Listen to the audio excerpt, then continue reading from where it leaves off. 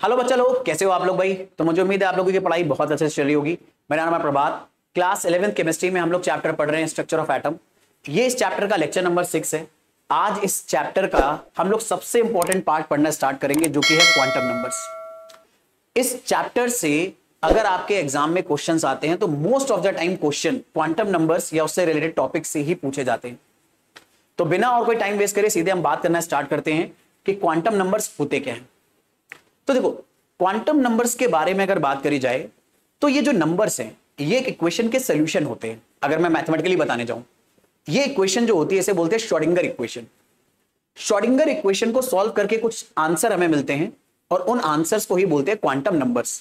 जैसे आप लोगों को पता है कि क्वाड्रेटिक इक्वेशन को सॉल्व करोगे तो उसको सॉल्व करने पे कुछ आंसर आएंगे, ये आंसर्स उस इक्वेशन के सॉल्यूशन है। ऐसे श्रोडिंगर इक्वेशन को सॉल्व करके कुछ आंसर्स आते हैं और उन आंसर्स को ही बोला जाता है क्वांटम नंबर्स। अब ये तो इसकी मैथमेटिकल डेफिनेशन है क्वांटम नंबर की, पर ये हमें एटम के बारे में क्या बताता है, हमें इलेक्ट्रॉन के बारे में क्या बताता है, जो इसके फिजिकल सिग्निफिकेंस के बारे में समझाएगा बातें।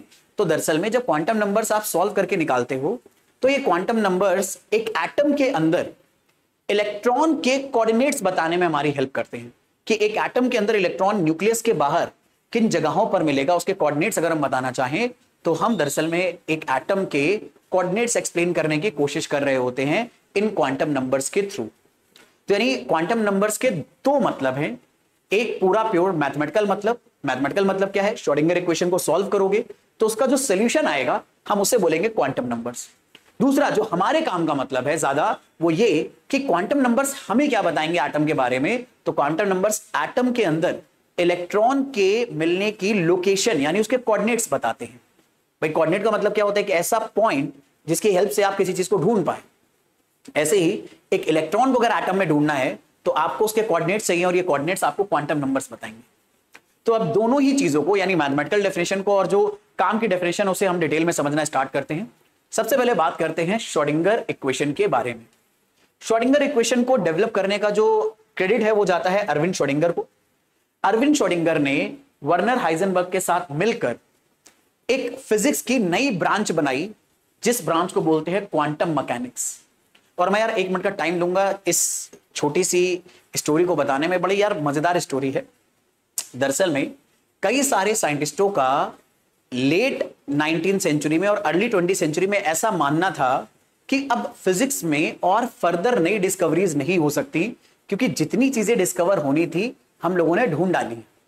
हम लोग मैग्नेटिज्म का सारा कॉन्सेप्ट समझ चुके हैं, हम लोग इलेक्ट्रिसिटी को अच्छे से समझ चुके हैं, इलेक्ट्रिक चार्ज को अच्छे से समझ चुके हैं, हम लोग ग्रेविटेशन को अच्छे से समझ चुके हैं। अपने आसपास होने वाले यूनिवर्स में जो डिफरेंट चेंजेस हैं हम उन्हें फिजिक्स के कॉन्सेप्ट से एक्सप्लेन कर पा रहे हैं। तो कई सारे साइंटिस्टों का ऐसा मानना था कि भाई जितनी डिस्कवरी होनी थी फिजिक्स में हो डाली, अब तो भाई आगे हो ही नहीं सकती। लेकिन वही वाली बात है कि उन्हें पता नहीं था कि ये दो दैत्य भाई बैठे हुए हैं। इन लोगों ने फिजिक्स की एक ऐसी नई ब्रांच बना डाली कि जो 1926 से शुरू हुई थी और आज तक कंटिन्यू हुए जा रही है, और हम लगातार और नई चीजें फिजिक्स के बारे में समझते चले जा रहे हैं। और फिजिक्स की इसी नई ब्रांच को हम बोलते हैं क्वांटम मैकेनिक्स। तो इन दोनों लोगों ने मिलकर क्वांटम मैकेनिक्स डेवलप करी और आज भी हम लोग इसे पढ़ते जा रहे हैं। और एक बड़ी इंटरेस्टिंग बात बताऊंगा, जब अरविंद श्रोडिंगर ने क्वांटम मैकेनिक्स को डेवलप करा और वो उन्होंने जो इक्वेशन बनाई थी इन्हीं के नाम पर, उस इक्वेशन का नाम पड़ा था श्रोडिंगर इक्वेशन। तो इनकी पीएचडी का टॉपिक वही क्वांटम मैकेनिक्स ही टाइप का हो गया था। लेकिन पढ़ते पढ़ते पढ़ते उन्हें रियलाइज हो गया था कि यार ये तो कुछ ज्यादा ही ओवर जा रही हैं चीजें, अब मेरे पल्ले नहीं पड़ रही, मैं बस ऐसे बोल रहा हूं बस। और इन्होंने फिर अपना पीएचडी जो है वो स्विच कर लिया था, फिजिक्स की बजाय जहां तक मुझे याद है वो बायो कर लिया था उन्होंने, क्या वो बायो में किसी और चीज में अपनी पीएचडी करने लगे थे। तो मतलब आप समझ सकते हो कि ये जो पार्ट है ये बहुत ज्यादा इंटरेस्टिंग और इंपॉर्टेंट और बहुत लेंदी है, ठीक है। और ये तब से लेकर आज तक हम इसमें कुछ ना कुछ नई नई चीजें ढूंढते ही चले जा रहे हैं, जिससे हमें एटम और अंदर बहुत छोटे पार्टिकल्स जो होते हैं उनके बारे में और बहुत सारी नई इंफॉर्मेशन मिली। और उसी का हम फायदा आज टेक्नोलॉजी में देखते हैं। मैं घर पे बैठे क्लासरूम में बैठे वीडियो बना रहा हूं, आप दूर कहीं उसे देख पा रहे हो, ये सब इन्हीं सब छोटी छोटी चीजों का नतीजा है। तो श्रोडिंगर ने हाइजेनबर्ग के साथ मिलकर एक नई फिजिक्स डेवलप करी जिसका नाम है क्वांटम मैकेनिक्स। और क्वांटम मैकेनिक्स में उन्होंने बहुत सारी इक्वेशंस बनाई, जिन इक्वेशंस को बोलते हैं श्रोडिंगर इक्वेशंस।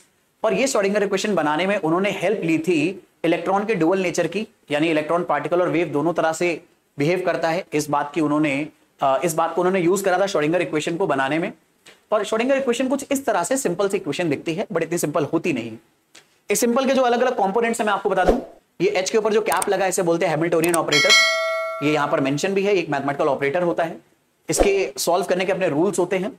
जाई एक वेव फंक्शन है जो इलेक्ट्रॉन के कोऑर्डिनेट से मिलकर बनता है, E एनर्जी होती है।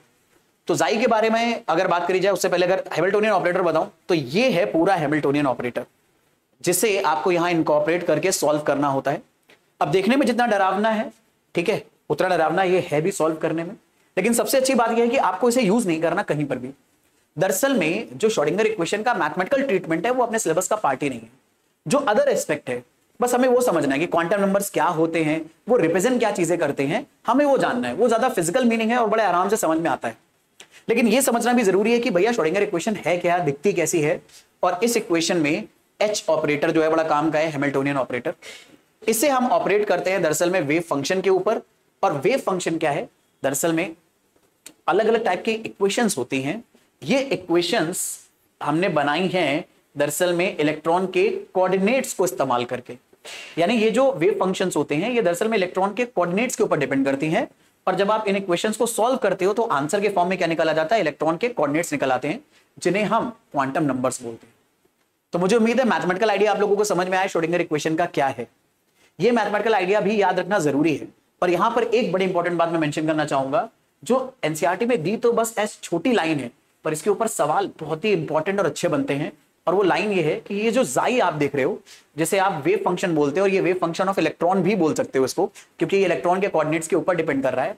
इस वेव फंक्शन का कोई फिजिकल मीनिंग अपने आप में नहीं है, ये तो बस एक मैथमेटिकल इक्वेशन है। ये हमें और कुछ नहीं बताएगा इलेक्ट्रॉन के बारे में, ठीक है। लेकिन अगर जाई का भले ही कोई फिजिकल मीनिंग नहीं है, लेकिन इस इक्वेशन को जब आप सॉल्व करते हो तो हमें इलेक्ट्रॉन के बारे में बहुत नई बातें पता चलती हैं। और एक और इंपॉर्टेंट बात यहीं पर मैं बता दे रहा हूं कि जाई का कोई फिजिकल मीनिंग नहीं है, लेकिन जब आप जाई का स्क्वायर करते हो तो आपको एटम में इलेक्ट्रॉन के मिलने की प्रोबेबिलिटी मिल जाती है। अगर आप लोगों ने प्रीवियस लेक्चर ढंग से पढ़ा है, जहां पर मैंने हाइजेनबर्ग अनसर्टेनिटी प्रिंसिपल को बहुत डिटेल में डिस्कस करा था, तो उस प्रिंसिपल ने यह बताया था कि दरअसल में एटम के अंदर इलेक्ट्रॉन की फिक्स पोजीशन आप बता नहीं सकते, बल्कि आप इलेक्ट्रॉन के मिलने की प्रोबेबिलिटी बताओगे। और ये इलेक्ट्रॉन के मिलने की प्रोबेबिलिटी हम जाई स्क्वायर से निकालते हैं। तो जाई स्क्वायर का एक फिजिकल सिग्निफिकेंस है कि जाई स्क्वायर हमें इलेक्ट्रॉन के मिलने की प्रोबेबिलिटी बताएगा। बट जाई खुद अपने आप में क्या है, बस एक वेव फंक्शन है जो इलेक्ट्रॉन के कोऑर्डिनेट्स के ऊपर डिपेंड करेगा, जो कि एटम के अंदर प्रेजेंट है। और इस इक्वेशन को जब हम सॉल्व करेंगे तो हमें इसका सोल्यूशन क्वांटम नंबर्स अलग अलग दे देगा। तो मुझे उम्मीद है कि श्रोडिंगर इक्वेशन क्या है ये आपको समझ में आया, और क्वांटम नंबर्स का जो मैथमेटिकल एस्पेक्ट है वो आपको समझ में आया। हमें दरअसल में क्वांटम मॉडल ऑफ एटम को समझना है, और इस मॉडल को ही समझकर हम ये समझ पाएंगे कि दरअसल में क्वांटम नंबर्स क्या चीज है। हम ये तो समझ गए हैं कि क्वांटम नंबर्स हमें क्या बताने वाला है, फिजिकली एक एटम में इलेक्ट्रॉन के कोऑर्डिनेट्स बताने वाला है। इलेक्ट्रॉन अगर अलग अलग जगह मिलेगा तो उसके कोऑर्डिनेट्स क्या है ये बताने वाला है। लेकिन ये कोऑर्डिनेट वाली चीज क्या है इसे समझने के लिए एक बार फटाफट जो हम एटम का एकदम नया मॉडल है, जैसे क्वांटम मॉडल बोलते हैं, उसके बारे में बात कर लेते हैं। तो क्वांटम मॉडल को समझने के लिए पहले पुराना मॉडल तो एक बार रिकॉल कर लें कि पुराना मॉडल क्या बोलता है। तो पुराना मॉडल तो ये बोलता है कि एटम में सेंटर में होता है न्यूक्लियस, जिसमें प्रोटॉन और न्यूट्रॉन होते हैं, और इलेक्ट्रॉन फिक्स सर्कुलर ऑर्बिट में चक्कर मारता है। लेकिन ये जो एटम का क्लासिकल मॉडल है, जो पुराना मॉडल है, हाइजेनबर्ग अनसर्टेनिटी प्रिंसिपल इसे पूरी तरह से खारिज कर देता है, गलत कर देता है। क्योंकि पुराना मॉडल बोल रहा है कि इलेक्ट्रॉन फिक्स ऑर्बिट में चक्कर मारेंगे, जबकि हाइजेनबर्ग अनसर्टेनिटी प्रिंसिपल ये कहता है कि भैया आप इलेक्ट्रॉन की लोकेशन फिक्स करके एटम में बता ही नहीं सकते, बल्कि आप प्रोबेबिलिटी बता सकते हो कि इलेक्ट्रॉन यहां मिलेगा, यहां मिलेगा, यहां मिलेगा, यहां मिलेगा, यहां मिलेगा। प्रोबेबिलिटी बता सकते हो, आप एग्जैक्टली उसकी ऑर्बिट नहीं बता सकते या एग्जैक्टली उसकी लोकेशन नहीं बता सकते। तो एटम का पुराना मॉडल बस ये बात बोलता था कि इलेक्ट्रॉन फिक्स ऑर्बिट में प्रेजेंट होते हैं। लेकिन जब हम नए मॉडल के बारे में बात करते हैं, जिसे क्वांटम मॉडल बोलते हैं, वो हमें एटम में इलेक्ट्रॉन की इंफॉर्मेशन और प्रिसाइजली देता है। वो ये बात बोलता है कि इस मॉडल के अकॉर्डिंग एटम में न्यूक्लियस के अराउंड इलेक्ट्रॉन शेल या ऑर्बिट में तो प्रेजेंट होते हैं, यानी इस बात को गलत साबित नहीं कर रहा, क्योंकि ये बात तो भाई बहुत सारी फिजिकल चीजों को प्रूव करती है। लेकिन वो इस बात को और ज्यादा, इस मॉडल को और ज्यादा सुधार रहा है। पुराना मॉडल बोल रहा था इलेक्ट्रॉन ऑर्बिट में ही रहेंगे, वो बात ये भी बोल रहे हैं कि इलेक्ट्रॉन ऑर्बिट में रहेंगे, लेकिन पुराना मॉडल ये नहीं बता पा रहा था कि ऑर्बिट में कहां पर इलेक्ट्रॉन के मिलने की प्रोबेबिलिटी होगी। तो अब यह मॉडल बताता है कि दरअसल में ऑर्बिट, जिसे आप शेल भी बोलते हो, इस शेल के अंदर एक सबशेल होती है और उस सबशेल में इलेक्ट्रॉन हमें कहीं मिलेगा। और एक और इंपॉर्टेंट बात यहां पर मेंशन है कि किसी भी ऑर्बिट में जो सबशेल का नंबर होता है वो खुद ऑर्बिट के नंबर के ऊपर डिपेंड करता है। इसे हमें अभी और डिटेल में डिस्कस करना है, मैं आगे कंटिन्यूएशन में इसको डिटेल में डिस्कस करूंगा, यहां पर एक्सप्रेस करके अपना टाइम नहीं वेस्ट करूंगा, आपको पल्ले कम पड़ेगा। तो कहानी अपने को ये समझनी है, नए मॉडल के अकॉर्डिंग एटम में इलेक्ट्रॉन एक शेल में होता है, शेल के अंदर सबशेल होती है, पर कहानी यहीं पर खत्म नहीं होती। सबशेल के अंदर एक और लेयर होती है जिसे हम बोलते हैं ऑर्बिटल। तो हर सबशेल में डिफरेंट डिफरेंट ऑर्बिटल्स होते हैं और ऑर्बिटल वो एग्जैक्ट जगह है जहां पर इलेक्ट्रॉन के मिलने की प्रोबेबिलिटी आपको मिलेगी। तो यानी नए मॉडल के अकॉर्डिंग एटम में इलेक्ट्रॉन एक ऑर्बिट में होगा, ऑर्बिट के अंदर सबशेल होगी और सबशेल के अंदर ऑर्बिटल होगा और इस ऑर्बिटल में इलेक्ट्रॉन प्रेजेंट होता है। तो एक तरह से आप अगर इलेक्ट्रॉन की लोकेशन बताना चाह रहे हो तो आपको ये तीनों चीजें बतानी पड़ेंगी, शेल, सबशेल और ऑर्बिटल। तब जाकर आप क्या बता पाओगे, आप बता पाओगे इलेक्ट्रॉन की लोकेशन एग्जैक्टली एटम में कहां पर है या इलेक्ट्रॉन के मिलने की प्रोबेबिलिटी कहां पर है। और ये तीन चीजें आप जिन नंबर से प्रूफ करोगे या बताओगे उन्हीं नंबर्स को अपन क्या बोलेंगे, क्वांटम नंबर्स बोलेंगे।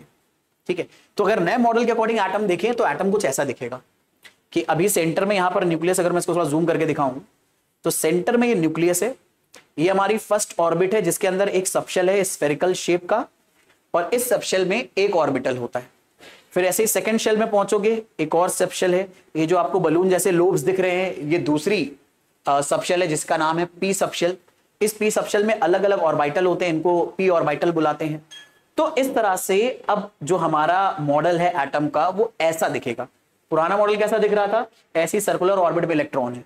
नया मॉडल क्या कह रहा है, भैया आप इलेक्ट्रॉन की ऑर्बिट डिसाइड नहीं कर सकते बल्कि एक 3D रीजन आप डिसाइड करोगे जहां पर इलेक्ट्रॉन के मिलने की प्रोबेबिलिटी है। जैसे यहां पर न्यूक्लियस के अगल बगल आपको छोटा सा सर्किल दिख रहा होगा, इमेजिन करो ये सर्किल नहीं, ये स्फीयर है। ये हमारा फर्स्ट ऑर्बिट का एस सबशेल है और सबशेल क्या होता है, एक ऐसी इमेजिनरी बाउंड्री होती है जिसके अंदर इलेक्ट्रॉन हमें मिलेगा। ठीक है, तो ये पूरी तरह से एक इमेजिनरी बाउंड्री है जिसके अंदर हमें इलेक्ट्रॉन मिलेगा। ऐसे ही ये दूसरी इमेजिनरी बाउंड्री है जिसके अंदर हमें इलेक्ट्रॉन मिलेगा। ऐसे इस तरह के बलून शेप्स जो आपको दिख रहे हैं, डंबल बोलते हैं अपन, ठीक है, ये ऐसी इमेजिनरी बाउंड्री है जिनके अंदर हमें इलेक्ट्रॉन मिलेगा। ये इमेजिनरी बाउंड्री मैथमेटिकल इक्वेशंस हमें बताती हैं, कुछ इसी तरह की दिखाई देंगी, इस शेप की दिखाई देंगी, इसलिए इन इमेजिनरी बाउंड्री को हम सोच भी पाए हैं या समझा भी पाए हैं कि ऐसी दिखेंगी। तो इन्हीं सारी चीजों को एक्सप्लेन करने के लिए जिन नंबर्स की जरूरत पड़ेगी उन्हें हम बोलते हैं क्वांटम नंबर्स। क्या क्या चीजें हमें एक्सप्लेन करनी है, हमें शेल को बताना है, हमें सबशेल को बताना है, हमें ऑर्बिटल्स को बताना है, इन सब चीजों को बताने के लिए हमें क्वांटम नंबर्स की जरूरत पड़ेगी। तो इन शॉर्ट अगर मैं फिर से आपके लिए चीजें रिकलेक्ट करूं तो चीजें क्या है, क्वांटम नंबर्स दरअसल में एक तरह से एड्रेस है जो हमें इलेक्ट्रॉन की लोकेशन बताएगा। और हमें क्वांटम नंबर्स दरअसल में टोटल 4 चाहिए होते हैं जो इलेक्ट्रॉन की एग्जैक्ट एड्रेस को बताएंगे। 4, यहां तो 3 का डिस्कशन हो रहा है, तो हाँ एक चौथा क्वांटम नंबर भी होता है जिसे बोलते हैं स्पिन क्वांटम नंबर। आप पढ़ोगे हर ऑर्बिटल के अंदर 2 इलेक्ट्रॉन होते हैं, एक क्लॉकवाइज स्पिन करता है, दूसरा एंटी क्लॉकवाइज स्पिन करता है। तो इलेक्ट्रॉन के बारे में सारी इंफॉर्मेशन बताने के लिए 4 क्वांटम नंबर्स हमें टोटल चाहिए। तो इन्हीं चारों क्वांटम नंबर्स को हमें डिटेल में समझना है। तो क्या क्या हमारे पास 4 क्वांटम नंबर है। पहला quantum number principal quantum number है जिसे हम n से डिनोट करते हैं। दूसरा अजीमुथल क्वांटम नंबर जिसे हम l से डिनोट करते हैं। तीसरा है मैग्नेटिक क्वांटम नंबर जिसे हम ml से डिनोट करते हैं, कई किताबों में सिर्फ m भी लिखा है। और चौथा क्वांटम नंबर है स्पिन क्वांटम नंबर जिसे ms से डिनोट करते हैं या कई किताबों में सिर्फ s भी लिखा हुआ है। आप स्पिन क्वांटम नंबर को सिर्फ s से भी डिनोट कर सकते हो और मैग्नेटिक क्वांटम नंबर को सिर्फ m से भी डिनोट कर सकते हो, क्योंकि अलग अलग बुक्स अलग अलग चीजें फॉलो करती हैं। कई बार आपके टीचर्स भी इनमें से कोई भी चीज लिख सकते हैं, m या ml, ms या s, तो आपको पता होना चाहिए इनके सिंबल क्या क्या है। अब इन्हीं चारों क्वांटम नंबर्स को हमें डिटेल में समझना है और जैसा कि इनके नाम में है क्वांटम नंबर्स, तो इनकी वैल्यू कुछ नंबर्स के फॉर्म में आएगी। तो क्या क्या नंबर्स इनकी वैल्यूज में आ सकते हैं वो हमसे उम्मीद करी जाती है कि हम वो याद रखें और वो एटम में इलेक्ट्रॉन के बारे में क्या इंफॉर्मेशन देगा ये हम याद रखें। तो ये 2 चीजें हम बहुत इंपॉर्टेंट डिस्कस करेंगे। पहला, हर क्वांटम नंबर हमें इलेक्ट्रॉन के बारे में क्या इंफॉर्मेशन देगा या इलेक्ट्रॉन के एड्रेस के बारे में क्या इंफॉर्मेशन देगा ये समझेंगे। और दूसरा हर क्वांटम नंबर की जो वैल्यूज आ सकती हैं वो वैल्यूज कौन सी आएंगे और कैसे निकालेंगे ये हमें पता होना चाहिए। तो सबसे पहले कहानी शुरू करते हैं प्रिंसिपल क्वांटम नंबर से, जिसे हम n से डिनोट करते हैं। तो ये समझते हैं कि ये हमें एटम में इलेक्ट्रॉन के एड्रेस के बारे में क्या इंफॉर्मेशन देता है। तो प्रिंसिपल क्वांटम नंबर दरअसल में एटम में इलेक्ट्रॉन की ऑर्बिट या शेल को डिसाइड करता है। भाई आपको पता है कि इलेक्ट्रॉन अलग अलग ऑर्बिट में होंगे, फर्स्ट ऑर्बिट में, सेकंड में, थर्ड में, फोर्थ में। तो इस ऑर्बिट के नंबर को बताने वाला जो क्वांटम नंबर होता है इसे हम लोग बोलते हैं प्रिंसिपल क्वांटम नंबर। यानी प्रिंसिपल क्वांटम नंबर बताएगा इलेक्ट्रॉन कौन सी ऑर्बिट में प्रेजेंट है। लेकिन ऑर्बिट तो यार कोई चीज है ही नहीं, ये तो हाइजेनबर्ग बोल रहे थे। तो फिर यहां ऑर्बिट क्यों हम डिस्कस कर रहे हैं? दरअसल में ऑर्बिट का कोई फिजिकल मतलब नहीं है, ठीक है, लेकिन जब हम बोलते हैं इलेक्ट्रॉन फर्स्ट ऑर्बिट में है, सेकंड में है, थर्ड में है, फोर्थ में, तो बेसिकली में हर इलेक्ट्रॉन की अलग अलग ऑर्बिट में यानी न्यूक्लियस से अलग अलग डिस्टेंस होने पर अलग अलग तरह की एनर्जी आती है। जब वो न्यूक्लियस के पास रहेगा तो एनर्जी डिफरेंट होगी, जब इलेक्ट्रॉन न्यूक्लियस से दूर चला जाएगा या और दूर जाने लगेगा तो उसकी एनर्जी चेंज होने लगेगी। तो बेसिकली में जब हम ये बोलते हैं कि प्रिंसिपल क्वांटम नंबर इलेक्ट्रॉन की ऑर्बिट बता रहा है, तो हमारा दरअसल में कहने का यह मतलब होता है कि आप इस ऑर्बिट के नंबर से ये डिसाइड कर सकते हो कि दरअसल में इलेक्ट्रॉन की एनर्जी कितनी है। और ये जानना हमारे लिए बहुत ज्यादा जरूरी है, क्योंकि आपको पता है एनर्जी वाला पार्ट किसके अंदर भी आ रहा था, श्रोडिंगर इक्वेशन के अंदर भी आ रहा था। तो ये सिंपल सी भाषा में है प्रिंसिपल क्वांटम नंबर, ताकि आप विजुलाइज कर पाओ। लेकिन अगर हम बात करें टेक्निकली वो क्या एक्सप्लेन करता है प्रिंसिपल क्वांटम नंबर, तो हमें इलेक्ट्रॉन की एनर्जी बताने में हेल्प करता है, खास तौर पे एक तरह से प्रिंसिपल एनर्जी बताने में हेल्प करता है।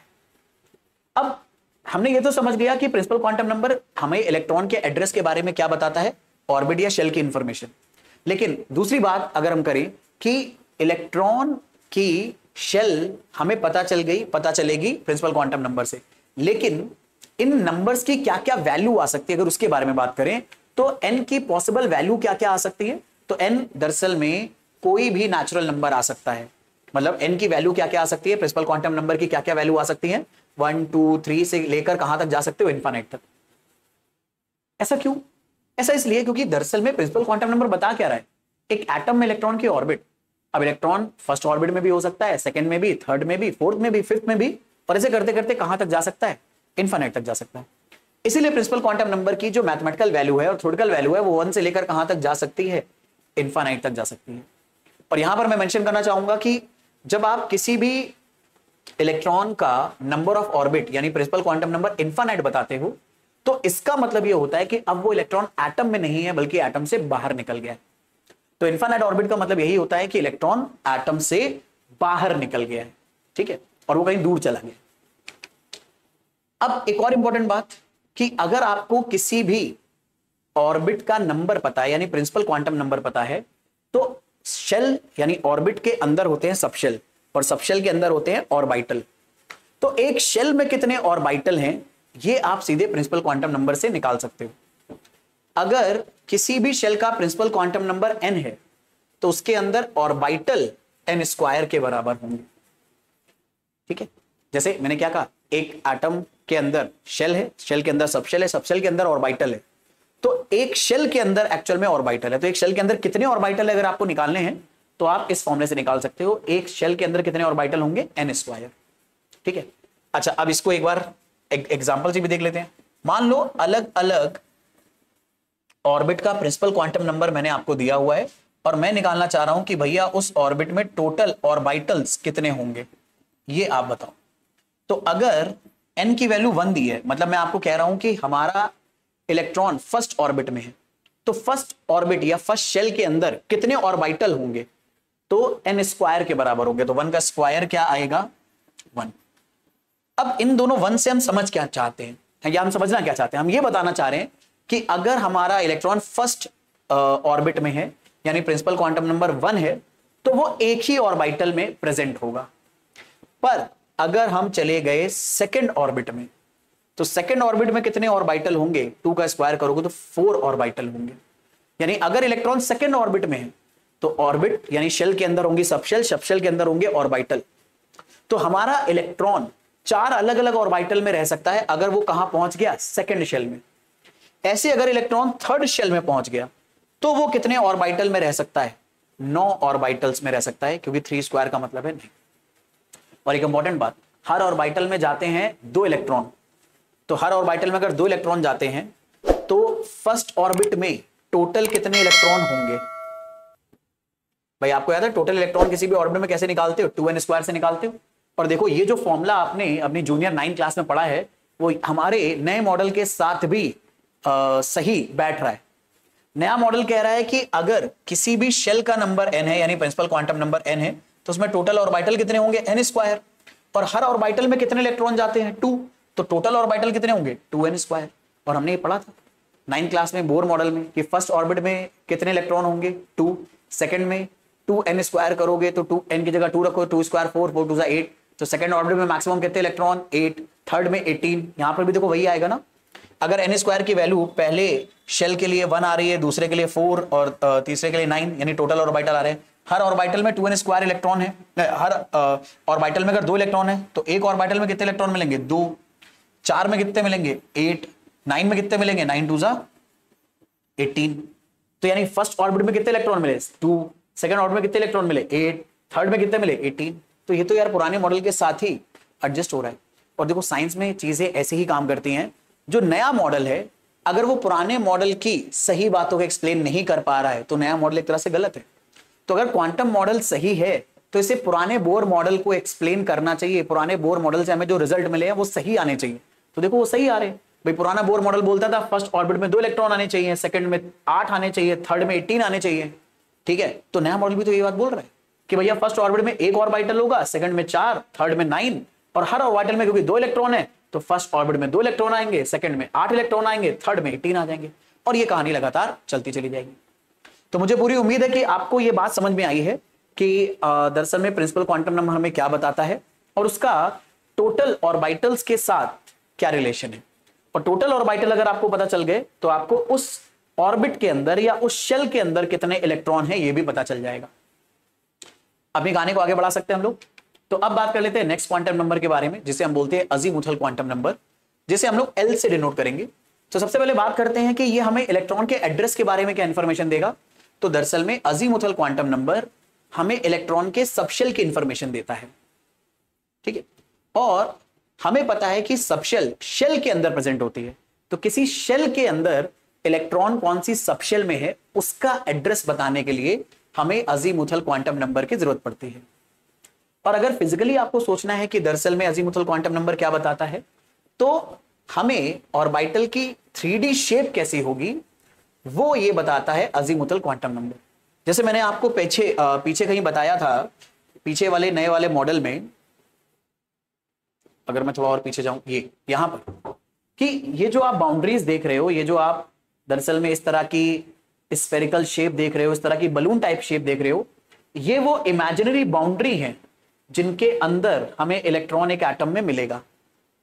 तो जो अजीमुथल क्वांटम नंबर है वो इन्हीं बाउंड्रीज का शेप बताने में हमारी हेल्प करता है कि ये बाउंड्रीज का शेप कैसा है।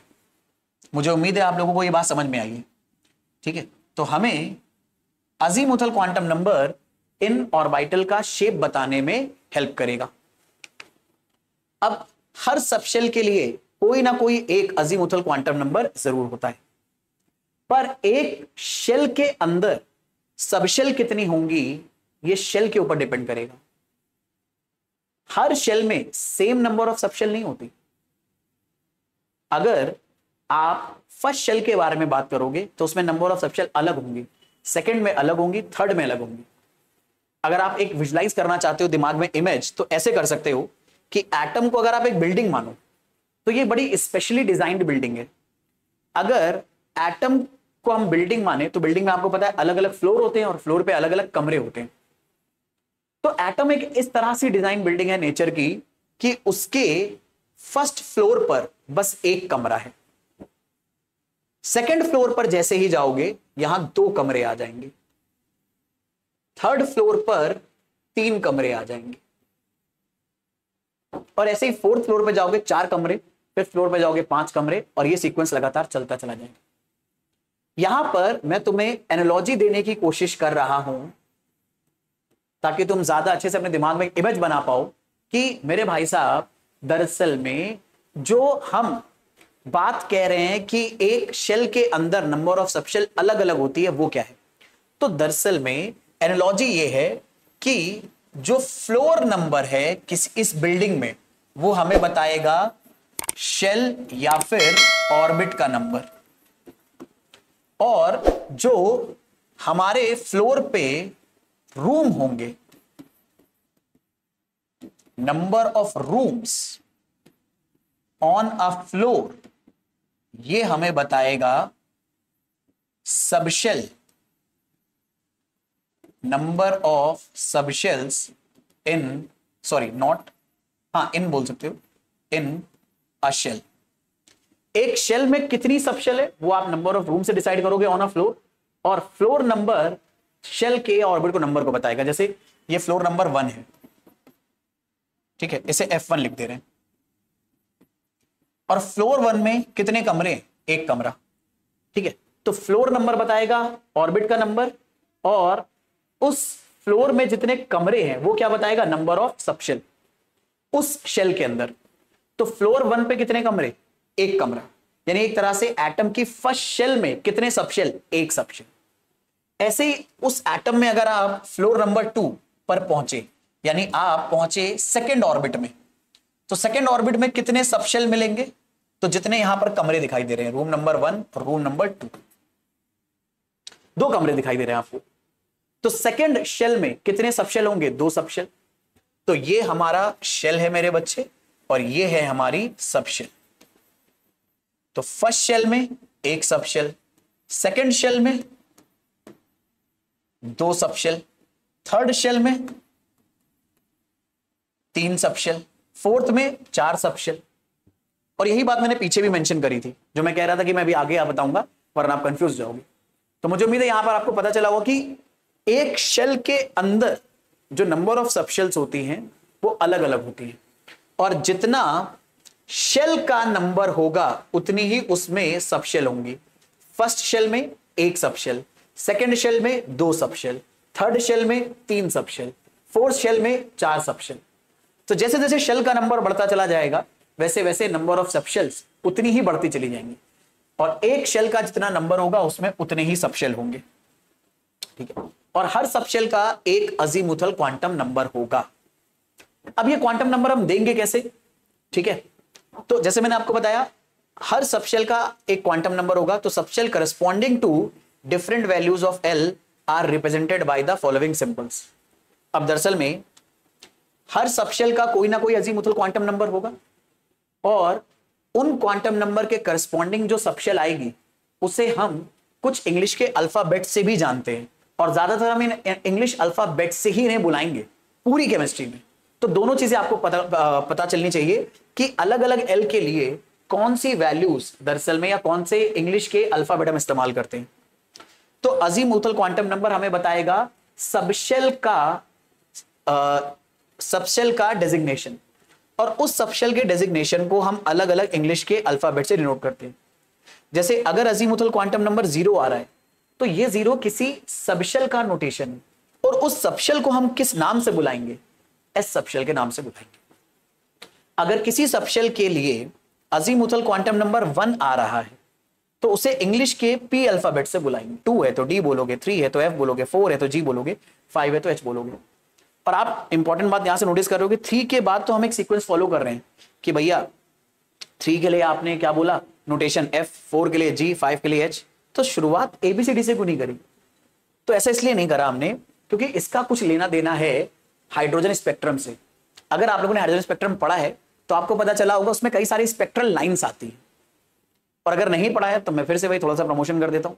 आई बटन पर इस चैप्टर के प्लेलिस्ट का लिंक है, जाके पहले हाइड्रोजन स्पेक्ट्रम देख लेना ताकि आप कनेक्ट कर पाओ इस चीज के साथ। नहीं तो अगर नहीं भी देखोगे तो भी आप समझ ही जाओगे। हाइड्रोजन स्पेक्ट्रम में बहुत सारी अलग अलग टाइप की लाइंस आती हैं। अब इन लाइंस को जो हमारे साइंटिस्ट है वो अलग अलग नामों से क्लासिफाई करते हैं, शार्प, प्रिंसिपल, डिफ्यूज्ड, इस तरह के नाम। और जब हम इस तरह के नाम इस्तेमाल करते हैं तो उन नामों से ही दरअसल में सबशेल के नोटेशन आए थे।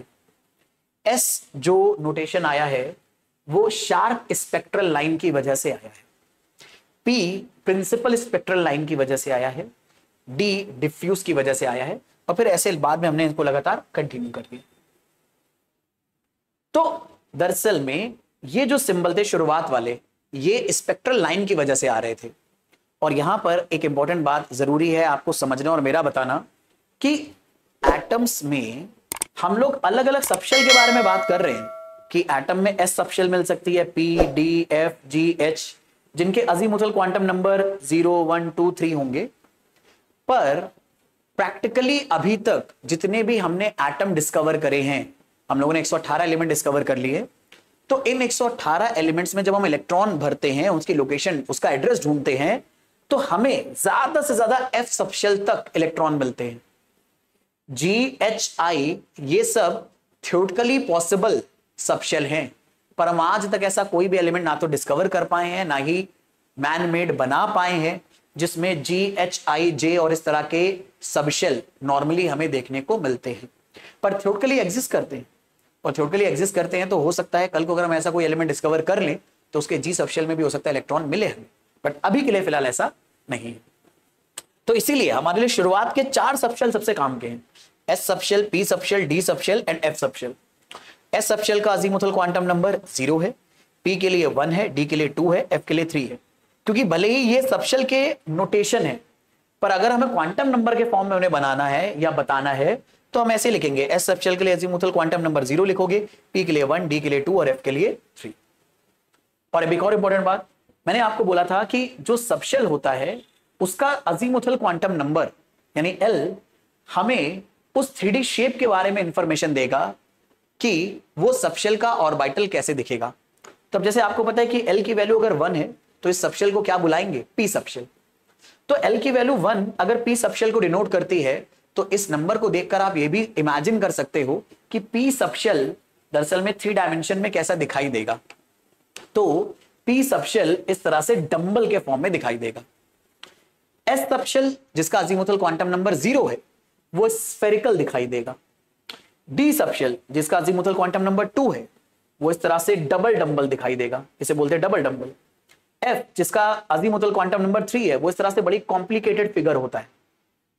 तो हर एक क्वांटम नंबर जो अजीमुथल क्वांटम नंबर है वो सबशेल के नोटेशन के साथ साथ इसके 3D शेप के बारे में इंफॉर्मेशन बोलता है। जब भी आप बोलो किसी सबशेल का अजीमुथल क्वांटम नंबर 0 है तो आपके दिमाग में इमेज बननी चाहिए कि एटम एक तरह की स्फेरिकल बाउंड्री के अंदर ट्रैप है। अगर सबशेल किसी भी इलेक्ट्रॉन का 1 बोला गया है, या सॉरी सबशेल का अजीमुथल क्वांटम नंबर 1 बोला गया है, तो उसका मतलब आप इमेजिन करोगे कि जो इलेक्ट्रॉन है वो इस तरह के डंबल के अंदर ट्रैप है। भाई अगर एल की वैल्यू 0 दी है, किसी भी सबशेल के लिए अगर एल की वैल्यू 0 दी है तो सबशेल के अंदर इलेक्ट्रॉन मिलेगा। तो इलेक्ट्रॉन अब इसी सर्कुलर बाउंड्री के अंदर, सॉरी इसी स्फेरिकल बाउंड्री के अंदर कहीं होगा। ऐसे अगर एल की वैल्यू 1 है तो इलेक्ट्रॉन इसी डंबल बाउंड्री के अंदर कहीं होगा, वो इसके बाहर नहीं जा सकता। ठीक है, जो उसकी एनर्जी है वो इसके बाहर उसे जाने ही नहीं देगी, रोक के रखेगी। तो जब भी कभी आप दरअसल में अजीमुथल क्वांटम नंबर बताते हो, किसी भी इलेक्ट्रॉन के सबशेल की इंफॉर्मेशन उससे पता चलेगी। और ये सबशेल दरअसल में वो एक इमेजिनरी बाउंड्री है या इमेजिनरी शेप है जिसके अंदर इलेक्ट्रॉन अब फंसा रहेगा। अगर एस सबशेल है यानी जिसका अजीमुथल क्वांटम नंबर 0 है तो इलेक्ट्रॉन स्फेरिकल बाउंड्री के अंदर ट्रैप रहेगा। पी सबशेल है तो उसका अजीमुथल क्वांटम नंबर 1 आएगा, तो हमारा इलेक्ट्रॉन एक तरह की डंबल बाउंड्री के अंदर ट्रैप रहेगा। इमेजिनरी बाउंड्री, इलेक्ट्रॉन कहीं भी रह सकता है यहां पर। ऐसे अगर डी सबशेल है तो उसके लिए अजीमुथल क्वांटम नंबर 2 आएगा, हमारा इलेक्ट्रॉन यहां डबल डंबल बाउंड्री के अंदर कहीं पर ट्रैप होगा, यहां कहीं पर ट्रैप होगा। मुझे उम्मीद है ये वाली बात आप लोगों को पकड़ में आ रही। तो याद रखना कि अजीमुथल क्वांटम नंबर क्या क्या चीजें हमें बताता है।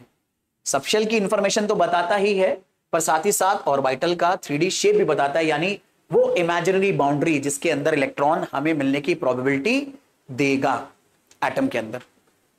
अब अगर बात करी जाए कि यार हम लोगों ने ये तो समझ लिया कि अलग अलग शेल में नंबर ऑफ सबशेल अलग अलग हो सकते हैं, तो इसका मतलब है अलग अलग शेल के लिए जो अजीमुथल क्वांटम नंबर आएंगे वो भी अलग अलग आ सकते हैं। तो किसी भी शेल के लिए अजीमुथल क्वांटम नंबर क्या क्या आ सकते हैं, भाई ये तो पता है कि 0, 1, 2, 3 ऐसे ही नंबर आएंगे, पर कैसे आएंगे और क्या क्या आएंगे अगर उसके बारे में बात करें तो किसी भी प्रिंसिपल क्वांटम नंबर n के लिए, यानी अगर आपको शेल का नंबर पता है तो किसी भी शेल में दरअसल में जो अजीमुथल क्वांटम नंबर की वैल्यू आ सकती है वो 0 से स्टार्ट होगी और n-1 तक आ सकती है। इसका मतलब क्या है? इसका मतलब ये है, एक मिनट, हाँ, यहां पे मुझे थोड़ी स्पेस चाहिए होगी, नीचे मिल जाएगी, ठीक है। इसका मतलब क्या है, मैं जो बोलना चाह रहा हूं, अभी इसको भी समझाऊंगा ये क्या चीज है। मैं ये बोलना चाह रहा हूं कि दरअसल में अगर आपको प्रिंसिपल क्वांटम नंबर यानी शेल का नंबर पता है तो आप उस शेल के अंदर कितने पॉसिबल एल होंगे ये बता सकते हो। अच्छा, उससे पहले एक छोटी सी बात, अगर आपको किसी भी ऑर्बिट का नंबर पता है, प्रिंसिपल क्वांटम नंबर पता है, तो आप उसके अंदर नंबर ऑफ सबशेल भी बता ही सकते हो। और अगर नंबर ऑफ सबशेल बता सकते हो तो आप उसके अंदर जो एल की वैल्यूज आएंगी यानी जो अजीमुथल क्वांटम नंबर आएंगे वो बता सकते हो, क्योंकि हर सबशेल का एक अजीमुथल क्वांटम नंबर होगा। अब इन दोनों को अगर आप कनेक्ट कर लेगा तो ये आराम से बन जाएगा। और इन्हें कनेक्ट करने के लिए आइडिया ये चलेगा कि हर एक शेल के अंदर कितने सबशेल होंगे, जितना उस शेल का नंबर है। फर्स्ट शेल में एक सबशेल होगा, सेकंड शेल में 2 सबशेल होंगे, थर्ड में 3 सबशेल होंगे, 4 में 4 सबशेल होंगे, और ये कहानी लगातार चलती चली जाएगी। तो हर शेल का प्रिंसिपल क्वांटम नंबर हम बता सकते हैं। फर्स्ट शेल का प्रिंसिपल क्वांटम नंबर 1 है। तो अगर फर्स्ट शेल के बारे में हम बात कर रहे हैं तो उसमें नंबर ऑफ सबशेल भी कितनी होंगी? 1 सबशेल होगी। और इस 1 सबशेल के लिए अगर आपको पॉसिबल एल लिखने हैं तो एल 0 से स्टार्ट करके n-1 तक जाओगे, तो n की जगह अगर 1 रखोगे तो 1-1 0 आएगा, यानी 0 से लेकर 0 तक जाना है, तो पॉसिबल एल जो आएंगे वो 0 आएगा। और एल की वैल्यू 0 आने का मतलब क्या होता है? एल की वैल्यू 0 आने का मतलब होता है उस शेल के अंदर कौन सा सबशेल है? एस सबशेल है। तो यहां पर मेरे बच्चे हमें कौन सा सबशेल देखने को मिलेगा? एस सबशेल देखने को मिलेगा। यानी इन सिंपल वर्ड्स हम ये बता रहे हैं कि फर्स्ट शेल में सिर्फ एक सबशेल मिलता है, उस सबशेल को हम एस सबशेल बुलाते हैं। और क्योंकि एस सबशेल के लिए अजीमुथल क्वांटम नंबर 0 होता है तो यहां पर सिर्फ एक ही अजीमुथल क्वांटम नंबर देखने को मिलेगा, 0। लेकिन यही अगर हम चले गए सेकंड शेल में, तो सेकंड शेल में नंबर ऑफ सबशेल कितने होंगे? तो सेकंड शेल में नंबर ऑफ सबशेल 2 होंगे। तो यहां पर 2 सबशेल देखने को हमें मिलेंगे। कौन कौन से होंगे ये सबशेल? एक होगा एस सबशेल और एक होगा पी सबशेल। और अगर एस सबशेल है तो एस सबशेल के लिए मेरे बच्चे जो पॉसिबल वैल्यू एल की आएगी वो आएगी 0 और पी के लिए 1। और नोटिस करो किसी भी n के लिए l की वैल्यू 0 से n-1 तक है। अगर n की वैल्यू में 2 डालूं तो 0 से 2-1 करना है, 1 तक जाना है। यानी 0 से 1 तक आपको अलग अलग 0 से 1 तक आपको अलग अलग अजीमुथल क्वांटम नंबर मिलेंगे। तो किसी भी n के लिए कितने, मतलब आपको l की वैल्यू कहां से कहां तक मिल सकती है? 0 से n-1। यानी किसी भी n के लिए l की वैल्यू आएगी 0, 1, 2 और ऐसे करते करते कहां तक जाना है? n-1 तक। बस याद रखना कि n-1 इन नंबर से बड़ा आ रहा हो, अगर इन नंबर से छोटा है तो इन पे ही रुक जाना। ऐसे ही n की वैल्यू अगर 3 आए तो नंबर ऑफ सबशेल कितने आएंगे? 3 आएंगे। अच्छा, रुकने का मतलब क्या है मैं बता दूं। जैसे n की वैल्यू आ रही है 1, तो यहां पे 1 रखा, 1-1 क्या बनेगा? 0। तो आप ऐसे तो नंबर पढ़ोगे नहीं 0, 1, 2, 0। तो अगर n-1 की वैल्यू 0 आ रही है तो 0 पे ही रुक जाओ, अगर 1 आ रही है तो 1 पे रुक जाओ, 2 आ रही है तो 2 पे रुक जाओ, वहीं पे रुक जाना है। तो अगर n की वैल्यू 3 आ रही है तो नंबर ऑफ सबशेल कितने होंगे? 3 होंगे। 3 सबशेल में कौन कौन से सबशेल होंगे? पहला सबशेल हमेशा s होगा, फिर p होगा, फिर d होगा। अब इसके लिए जो हमें अलग अलग अजीमुथल क्वांटम नंबर मिलेंगे वो 0, 1 और 2 मिलेगा। और वही बात देखो यहां पर मेंशन भी है, किसी भी n के लिए l की वैल्यू 0 से लेकर n-1 तक आएगी। तो अगर आप n की जगह 3 रखोगे तो 3-1 यानी 2 तक जाना है, यानी आपको बस 2 तक जाने की जरूरत है। तो l की वैल्यू 0, 1, 2 आएगी थर्ड शेल के लिए। तो देखो 0, 1, 2 आ रही है। और ये 0, 1, 2 आपको बताने की कोशिश क्या कर रहा है? ये 0, 1, 2 आपको बताने की कोशिश कर रहा है कि अगर आप एटम में थर्ड शेल के अंदर हो तो थर्ड शेल में या तो आपको s सबशेल मिलेगा क्योंकि अजीमुथल क्वांटम नंबर 0 आ रहा है, या तो p सबशेल मिलेगा या d सबशेल मिलेगा। और हमारा इलेक्ट्रॉन इन्हीं में से किसी सबशेल के अंदर होगा, या तो s के अंदर या p के अंदर या फिर d के अंदर। ठीक है, तो मुझे उम्मीद है कि आपको ये समझ में आया कि अजीमुथल क्वांटम नंबर हम n की हेल्प से कैसे निकालते हैं और हर अजीमुथल क्वांटम नंबर के करस्पॉन्डिंग जो सबशेल का नोटेशन है वो क्या है। बाकी आप अजीमुथल क्वांटम नंबर की हेल्प से एक इलेक्ट्रॉन के लिए ऑर्बिटल एंगुलर मोमेंटम भी निकाल सकते हो।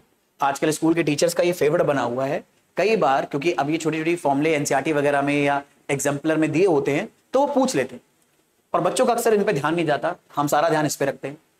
तो इसीलिए ये फॉर्मूला मैंने यहां पर मेंशन कर दिया, बहुत काम का है।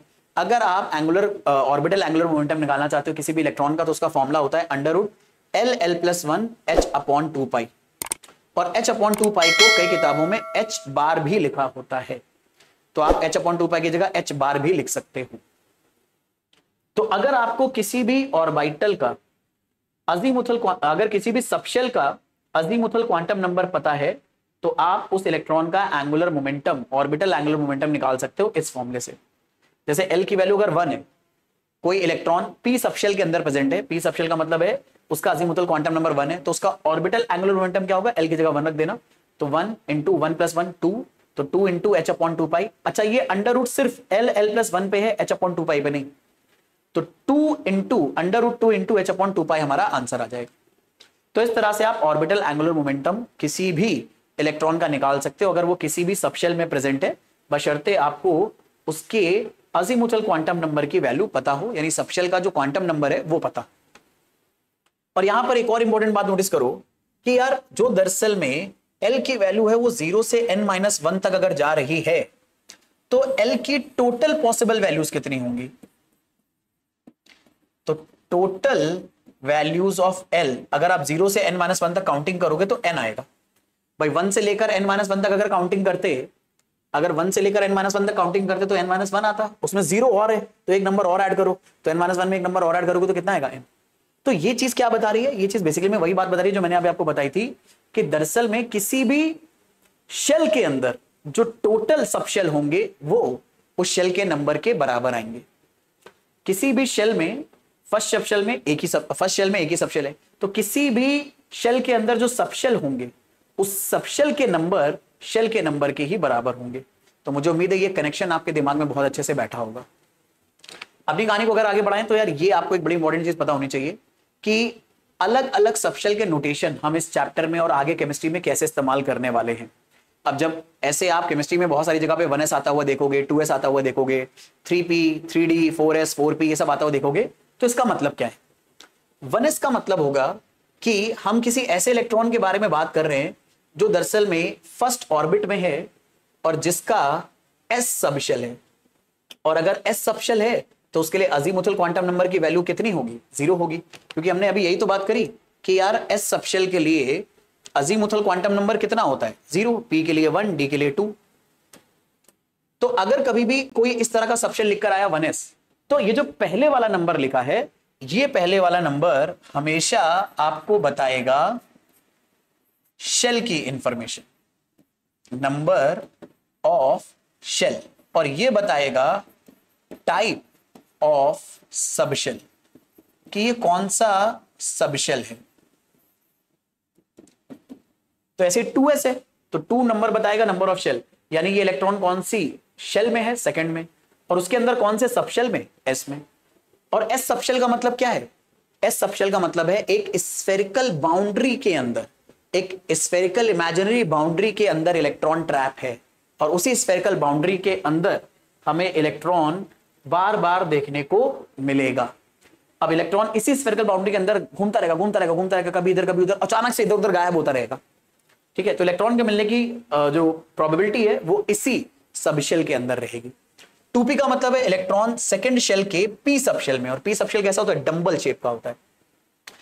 अब इंपॉर्टेंट बात नोटिस करो, दरअसल में फर्स्ट शेल में सिर्फ 1s सबशेल लिखा है, 1p, 1d, 1f ये सब यहां पे नहीं लिखे हैं। तो क्या हम लिखना भूल गए?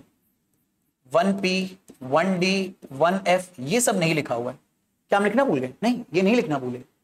दरअसल में ये 1p, 1d, 1f हमें क्यों नहीं मिल रहा है या क्यों नहीं मिलेगा, इसके ऊपर भी कई बार सवाल पूछा जाता है, और इसीलिए मैं इतनी देर से आपके सामने ये गाना गा रहा था कि ताकि आप उसकी हेल्प से जवाब दे पाओ।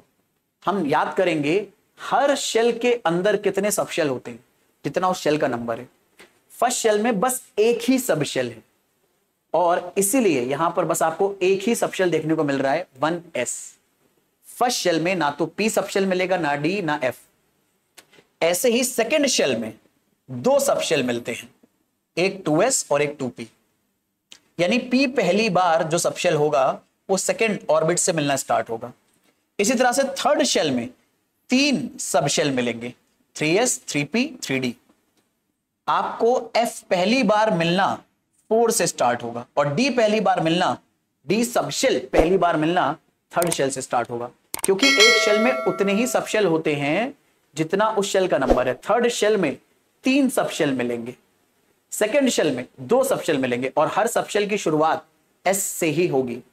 किसी भी ऑर्बिट के अंदर सब शेल की शुरुआत हमेशा s से होगी, यानी पहले वो स्फेरिकल बाउंड्री मिलेगी जिसके अंदर इलेक्ट्रॉन है, फिर उसके बाद डंबल शेप की, फिर डबल डंबल शेप की, और f के शेप को बोला जाता है कॉम्प्लेक्स शेप। तो मुझे उम्मीद है आपको ये सब शेल वाला नोटेशन समझ में आया है। और साथ में ये जरूर याद रखना है कि दरअसल में फर्स्ट शेल के अंदर 1s सब शेल मिलेगा, 1p 1d 1f नहीं मिलते। सेकंड में 2s 2p मिलेगा, 2d और 2f जैसे सब शेल नहीं प्रेजेंट है, मैथमेटिकली पॉसिबल ही नहीं है। थर्ड में 3 सब शेल ही मिल सकते हैं, तो 3f पॉसिबल नहीं है। फोर्थ में 4g और इसके आगे वाले जितने भी आएंगे वो सब पॉसिबल नहीं है, इनमें भी आगे वाले पॉसिबल नहीं है। तो फिफ्थ शेल में अगर गए तो फिफ्थ शेल में कितने सब शेल मिलेंगे? 5। पहला s, दूसरा d, तीसरा f, चौथा g, ठीक है, sorry s p d f फिर g मिलेगा। ये 5 आपको सब शेल देखने को मिलेंगे। ऐसे 6 में जाओगे तो s p d f g h ये सब मिलेंगे। और मैंने आपको बताया प्रैक्टिकली जितने भी 118 एलिमेंट हमने डिस्कवर करे हैं उसमें f तक सब शेल हमें मिलते हैं इलेक्ट्रॉन में, लेकिन g h थ्योरेटिकली एग्जिस्ट करते हैं। कल को अगर आप या आपके छोटे भाई बहन या कोई और बहुत बड़ा साइंटिस्ट बना और उसने कोई नया एलिमेंट ऐसा डिस्कवर करा जिसमें जी, एच और आई इस तरह के ऑर्बिटल हो सकते हैं, सब शेल हो सकते हैं, तो वहां पर उसको देखने को मिलेंगे। अभी हमारे लिए बस थ्योरेटिकली वो एग्जिस्ट करेंगे। तो मुझे उम्मीद है सब शेल का आइडिया आपको अच्छे से पकड़ में आया। तो अब एक छोटा सा क्वेश्चन कर लेते हैं ताकि हमें समझ में आ जाए कि कितना हमने आइडिया समझ लिया। तो एसपीडीएफ नोटेशन हमें इस्तेमाल करने हैं इन और सब शेल के लिए जिनके एन और एल की वैल्यू दी है। अब कैसे करेंगे, एक मैं करके दिखा रहा हूं। एन अगर 1 दिया है तो ये आपको नंबर ऑफ सब शेल मिल गया, एल अगर 0 दिया है तो ये सब शेल बता रहा है। अब हमें इसका नोटेशन बताना है, तो L0 S सब शेल के लिए होता है तो उसका नोटेशन S सब शेल होगा, और ये सब शेल कौन से शेल को बिलोंग कर रहा है? 1 को, तो ये इसका सब शेल नोटेशन हो गया। तो ऐसे ही 3 और L, अगर N की वैल्यू 3 L की वैल्यू 1 है तो इसका नोटेशन क्या होगा? तो शेल नंबर 3 और सब शेल अगर L है, L इज इक्वल टू 1 है तो वो P हो जाएगा, तो ये 3P हो गया। ऐसे इसके लिए अगर बताए तो ये हो जाएगा 4 और L की वैल्यू 2 है तो D। N अगर 4 है और L अगर 3 है तो 4। L की वैल्यू 3 किसके लिए होती है? F के लिए। ये याद रख लो, S P D F subshell के जो नोटेशन है इनके L की वैल्यू 0 से स्टार्ट होती है और कंटिन्यू होती चली जाती है। और ये भी याद रखो, हर सब शेल क्या बताता है? वो एक फिजिकल बाउंड्री बताता है, इमेजिनरी बाउंड्री बताता है जिसके अंदर इलेक्ट्रॉन प्रेजेंट रहेगा एटम में। अब अगला जाता है मैग्नेटिक क्वांटम नंबर। तो मैग्नेटिक क्वांटम नंबर मैथमेटिकली अगर फिजिकली बताएं तो हमें क्या बताता है? ये हमें बताता है दरअसल में ऑर्बिटल का स्पेस में ओरिएंटेशन कैसा है, यानी बेसिकली में हमें इलेक्ट्रॉन की ऑर्बिटल की इंफॉर्मेशन देता है। प्रिंसिपल क्वांटम नंबर इन्हें शेल बताया, अजीमुथल ने सब शेल, तो जो मैग्नेटिक क्वांटम नंबर है वो क्या बताएगा? ऑर्बिटल। तो वो ऑर्बिटल की इंफॉर्मेशन देता है। टू बी स्पेसिफिक, हर सब शेल का एक ओरिएंटेशन होता है स्पेस में, तो सब शेल का स्पेस में ओरिएंटेशन क्या है, ऑर्बिटल का ओरिएंटेशन कैसा है वो बताएगा। मतलब टू बी स्पेसिफिक ऑर्बिटल के ओरिएंटेशन को बताता है। अलग अलग सब शेल में अलग अलग ऑर्बिटल होते हैं और वो ऑर्बिटल 3D स्पेस में कहां पर ओरिएंटेड है उसकी इंफॉर्मेशन हमें मैग्नेटिक क्वांटम नंबर बताएगा, जिसका मतलब होता है सब शेल के अंदर एक तरह से ऑर्बिटल्स हमें पता चल जाएंगे। अब जैसे हमें पता है कि पी सब शेल दरअसल में डंबल शेप का होता है, पर यार ये जो डंबल है ना, ये दरअसल में 3D स्पेस में अलग अलग डायरेक्शन में हो सकता है। ये 3 अलग अलग डायरेक्शन में पॉसिबल है डंबल शेप। एक बार z एक्सिस के अलोंग हो सकता है, एक बार x एक्सिस के अलोंग हो सकता है, और एक बार y एक्सिस के अलोंग हो सकता है। ये आप देखो एक्सिस लिखी हुई है, तो डंबल यहां पर x एक्सिस के अलोंग है, यहां पर z एक्सिस के अलोंग है, और यहां पर y एक्सिस के अलोंग है। तो जो हमारा p सब शेल है वो दरअसल में 3 अलग अलग डायरेक्शन में पॉसिबल है, और यही अलग अलग डायरेक्शन p सब शेल के अलग अलग ऑर्बिटल है। यानी p सब शेल के कितने ऑर्बिटल होंगे? 3 ऑर्बिटल। एक जिसमें डंबल z डायरेक्शन में ओरिएंटेड होगा, और डंबल का मतलब क्या है? ये इमेजिनरी बाउंड्री जिसके अंदर हमें इलेक्ट्रॉन मिलेगा। तो एक बार इलेक्ट्रॉन इन जगहों पर मिल सकता है हमें z के अलोंग, एक बार x के अलोंग, और एक बार y के अलोंग। इन सब जगहों पे हमें इलेक्ट्रॉन मिल सकता है। तो अगर कोई पूछे p सब शेल में कितने ऑर्बिटल होते हैं, तो ये हर एक ओरिएंटेशन अपने आप में एक ऑर्बिटल है। तो p सब शेल में how many orbitals are there? 3 orbitals are there, क्योंकि 3 अलग अलग डायरेक्शन में हमारा पी सबशेल ओरिएंट हो सकता है। तो ये पीजेड ऑर्बिटल बोला जाएगा, ये पीएक्स बोला जाएगा और ये पीवाई बोला जाएगा। ऐसे एस के लिए भी अलग अलग ओरिएंटेशन पॉसिबल है, ऐसे डी के लिए अलग अलग ओरिएंटेशन पॉसिबल है, और हर ओरिएंटेशन अपने आप में एक ऑर्बिटल होता है, क्योंकि ये इलेक्ट्रॉन के मिलने की डायरेक्शन बता रहा है ना कि भैया पीजेड में अगर इलेक्ट्रॉन है तो वो जेड डायरेक्शन के अलॉन्ग मिलेगा, अगर पी एक्स में है तो वो एक्स के डंबल बाउंड्री के अंदर मिलेगा। तो मैग्नेटिक क्वांटम नंबर आपको दरअसल में इस तरह से ऑर्बिटल के बारे में इंफॉर्मेशन देता है। और एक जिस तरह से एक शेल के अंदर नंबर ऑफ सबशेल फिक्स होते हैं, ऐसे ही एक सबशेल में नंबर ऑफ ऑर्बिटल फिक्स होते हैं। तो किसी भी सबशेल का अगर अजीमुथल क्वांटम नंबर आपको पता है, किसी भी सबशेल के लिए अजीमुथल क्वांटम नंबर एल की वैल्यू अगर आपको पता है, तो वहां पर टोटल कितने ऑर्बिटल यानी टोटल कितने मैग्नेटिक क्वांटम नंबर पॉसिबल है, 2l+1। यानी ये जो फॉर्मूला है ये आपको ये बताएगा कि किसी सबशेल के अंदर टोटल कितने ऑर्बिटल हो सकते हैं। ठीक है, मतलब एक सबशेल में एक ऑर्बिटल है या 4 ऑर्बिटल है, 10 ऑर्बिटल है, वो इस फॉर्मूले से निकल आएगा। तो अलग अलग सबशेल के लिए आपको अलग अलग ये पता चल जाएगा ऑर्बिटल का नंबर कितना है। यहां पर फटाफट मैं कर लेता हूं। देखो, आपको अलग अलग सबशेल के लिए अगर मैं यहां पर सबशेल का नोटेशन आपको बताऊं, तो सबशेल के नोटेशन के हिसाब से आपको उसके अजीमुथल क्वांटम नंबर याद है, और अजीमुथल क्वांटम नंबर की हेल्प से आप ये बता सकते हो उस सबशेल में टोटल पॉसिबल या total number of possible orbitals कितने होंगे, यानी टोटल ऑर्बिटल्स कितने आ सकते हैं। जैसे अगर मैंने बोला हम किसी भी सबशेल के एस सबशेल के किसी भी शेल के एस सबशेल के बारे में बात करते हैं, तो एस सबशेल का अजीमुथल क्वांटम नंबर क्या है, 0। और वहां पर अगर आप टोटल नंबर ऑफ ऑर्बिटल निकालना चाहते हो तो वो इस फॉर्मूले से निकल आएगा, 2l+1 से। तो अगर आप l की वैल्यू 0 डालो इस फॉर्मूले में, तो 2 × 0 0 बन जाएगा, 0+1 1 बन जाएगा। तो ये नंबर आपको क्या बताना चाह रहा है, ये नंबर ये बताना चाह रहा है कि जब भी आप एस सबशेल के साथ काम करोगे तो उसमें बस एक ऑर्बिटल प्रेजेंट होगा। ऐसे ही अगर आप पी सबशेल के साथ काम करोगे तो पी सबशेल के लिए अजीमुथल क्वांटम नंबर की वैल्यू है 1। तो पी सबशेल में कितने ऑर्बिटल होंगे, तो एल की जगह 1 डालो, तो 2 × 1 2 + 1 3 ऑर्बिटल होंगे, 3 ऑर्बिटल्स इन पी सबशेल। और जरा देखो, ऐसा था ना, अभी देखा तो था हमने, ये जो पी सबशेल है इसमें कितने ऑर्बिटल हैं, 3, एक z की डायरेक्शन में, एक x की डायरेक्शन में और एक y की डायरेक्शन में। ये पता कैसे चला, उसी श्रोडिंगर इक्वेशन को सॉल्व करके, क्योंकि जब भी हम l की वैल्यू 1 के लिए magnetic quantum number Schrodinger equation को सॉल्व करके निकाल रहे थे तो बार बार 3 आ रहे थे, और बार बार अगर 3 आ रहे थे तो उसका मतलब है कि अगर सबशेल p है तो उसके 3 ही ऑर्बिटल पॉसिबल है। फिर ऐसे ही अगर मान लो आप डी सबशेल के साथ काम कर रहे हो, तो डी सबशेल के लिए एल की वैल्यू आएगी 2, और एल की वैल्यू अगर 2 आ गई और इस फॉर्मूले में अगर आप देखो कि डी सबशेल में टोटल ऑर्बिटल कितने होंगे, तो 2 × 2 = 4 + 1 5 ऑर्बिटल्स होंगे इन डी सबशेल। डी सबशेल में टोटल 5 ऑर्बिटल्स होने वाले हैं। ठीक है, इनके नाम भी अलग अलग होते हैं। जैसे आपको याद है ना, 3 ऑर्बिटल जो पी सबशेल में, इनके नाम अलग अलग थे, px, py, pz। ऐसे ही जो 5 आपको डी सबशेल मिलेंगे, सॉरी डी सबशेल में जो 5 ऑर्बिटल मिलेंगे, इनके नाम भी अलग अलग होते हैं और इनका 3D स्पेस में ओरिएंटेशन अलग अलग होता है।